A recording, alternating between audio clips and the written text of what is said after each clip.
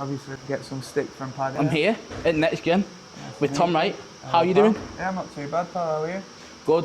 All right, let's get straight into it. First question, how's training been going for you lately? Yeah, been going good. Obviously, down here at Next Gen, it's full of like killers, and I've been rather than commuting back and forth for this camp, I've stayed in Liverpool quite a lot. So been getting the nighttime sessions in as well as the daytime sessions. So feeling the benefits of it. Yeah. To be honest. What would you say you've noticed the most then from doing those night sessions? Yeah, the level of the guys I'm training with in the evening classes, like in the jits classes and stuff, just they're a bit better than the guys I get a chance to where I'm from. So it's just obviously that brings you on. The better the people you're training with, the better you're gonna get. Yeah, and obviously you've got to talk about your fight less than 2 weeks away now. Yeah. How are you feeling? Yeah, I'm feeling good. Obviously, there's anxieties, there's pressure, but that's what we do it for. It's all part of the fun. I'm excited to get out there. It's going to be my first time fighting a local as a professional, so it's going to be an exciting one. I'm always there to push the pace and bring an exciting fight for the fans. So I'm looking forward to it. Yeah, obviously you're talking about those nerves. Do you think part of that comes from the fact that you're making that step up to featherweight?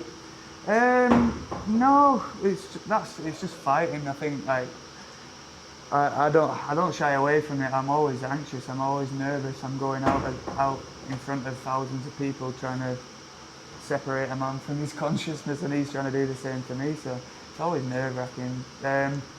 I actually fought at featherweight as an amateur in my first 3 fights, so it's nothing really too new to me. But yeah, I don't think it's anything to do with the weight. It's just to do with I'm gonna go in there in my underpants and fight another man. It's pretty scary, to be honest. How would you compare then that feeling before you enter the cage to that feeling when you're actually in there?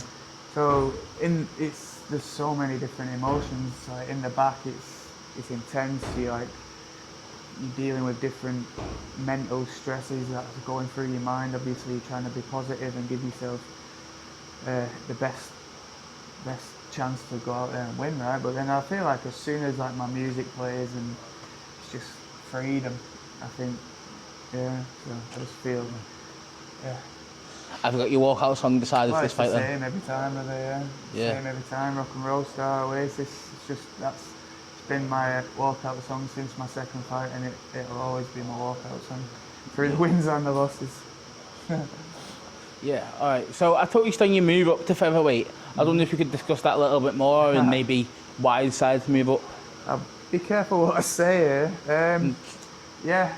No. You don't have to answer if you don't want. No, it's fine. Yeah, just too big for bantamweight now. Yeah. It's the short.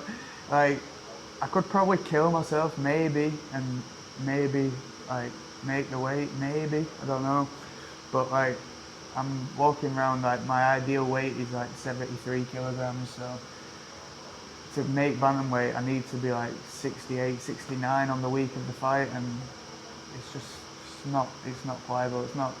I'm not going to be able to do it safely, and I'm not going to feel good doing it, so just take the jump. Obviously I'm not going to be a huge featherweight, whereas I was a big bantamweight, but the size doesn't matter that much. You see that in the gym when I'm training with like the best guys. It's not their size that it matters, it's their skills.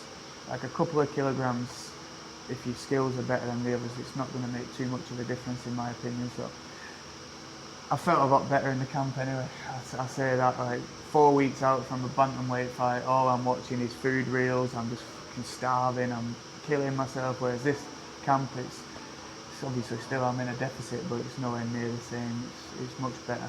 Would you say this camp's been a little bit more relaxed then? Yeah, in terms of like I've not had to kill myself to get down to a weight what is unrealistic, but still like you still have the mental battles and the ups and downs in your training days. Obviously you shouldn't be over evaluating your training, but when you've got a fight coming in like 10 days or whatever it is now, it's hard not to, but you just got to keep giving yourself the positive chat. So. Yeah. All right, I want to ask you then, what is it you get up to outside the fighting then, or outside the training? So obviously not much. I coach at a gym in Bury called Smooth Combat Academy, so I'm like seen as one of their big coaches, so I'm obviously doing that a lot when I'm not fighting. I watch football. I used to love playing football and stuff, but I go to the games. I'm a City fan. Obviously, that get some stick from Paddy and that down here for that. But yeah, I go to the games when they're on. But other than that, I don't get up too much. I'm a boring old man, really. I mean, you say you're boring, but I think fighting's pretty interesting. Yeah, it is interesting. Stupid, who knows? We'll leave that to someone else to decide. Yeah, I'll let the public decide on that one. Go on. One last one for you then. Is there anything you want to say to the camera or anyone watching the interview? Not too much really, just come and watch my fight on Cage Warriors in Manchester. Obviously it's local for all the guys that are in Rosendale. You should be coming to watch. Also thanks to all my sponsors that have helped me out with this camp. Obviously it's been quite costly having to come to Liverpool, well stay in Liverpool most days, so it would be possible, but it wouldn't be great without my sponsors. So I appreciate you all very much. I haven't got my shirt here, so I'm not going to start listing them in case I forget some of them. I don't want to leave people out, but you know who you are, and I appreciate it very much. Thank you, guys. Thank you very much. Top one. Thank you, brother.